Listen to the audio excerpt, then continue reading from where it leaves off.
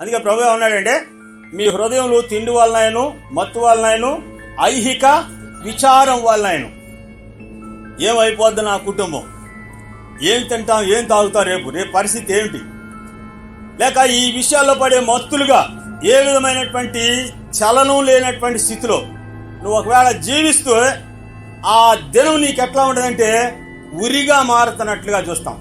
అంటే ప్రజల యొక్క జీవిత విధానంలో పడిపోయి కుటుంబ సమస్యలు, కుటుంబంలో పిల్లలు కానీ, లేక భార్య కానీ, లేక అప్పుల బాధ కానీ ఏది ఉన్నా సరే నువ్వు చేయవలసినటువంటి పని ఏమిటంటే ఇవన్నీ కావాలని మీ పరలోకపు తండ్రికి తెలియను. మత్తయి సువార్త 6:32 వరకు కొండ మీద ప్రసంగంలో ప్రభువైన యేసుక్రీస్తు వారు ప్రజలకు బోధించినటువంటి మాటలు ఇవన్నీ కూడాను మీకు కావాలని మీ పరలోకపు తండ్రికి తెలియను. కనుక మొదట ఆయన నీతిని, ఆయన రాజ్యమును మొదట వెతుకుడి.